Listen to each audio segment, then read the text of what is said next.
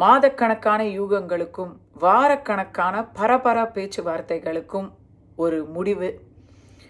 அண்ணாமலை அவர்கள் தலைமையிலிருந்து இன்று பாஜக திரு நயினார் நாகேந்திரன் அவர்களுடைய தலைமைக்கு வந்திருக்கிறது. புதிய தலைவர் நயினார் நாகேந்திரன் அவர்களுக்கு நம்முடைய மனப்பூர்வமான வாழ்த்துக்களையும் வரவேற்பையும் தெரிவிச்சுக்கிறோம்.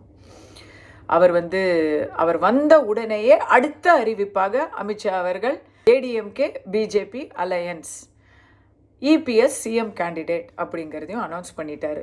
ஸோ எல்லாருக்குமே உள்ளங்கை நெல்லிக்கனி மாதிரி தெரிஞ்சது தான் எதுக்காக இத்தனை நாள் தயங்கினாங்க.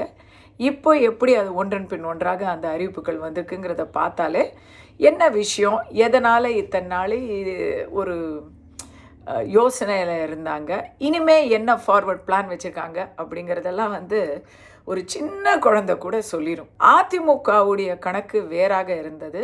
பார்லிமெண்ட் எலெக்ஷனை பொறுத்த வரைக்கும், அவங்கள பொறுத்த வரைக்கும் பாஜகவோடு சேர்ந்தா அம்மா ஜெயலலிதாவுக்கு எப்போவுமே கூட துணை நின்ற இஸ்லாமிய கிறித்துவ சிறுபான்மையினர் அவங்கள விட்டு போயிட்டாங்க போன சட்டமன்ற தேர்தலில். அதனால் இப்போது அவங்க திரும்பி வரணும், அம்மா தனியாக நின்று ஜெயித்த மாதிரி நம்ம ஜெயிப்போம் அப்படின்னு ஒரு கணக்கு போட்டார் இபிஎஸ்.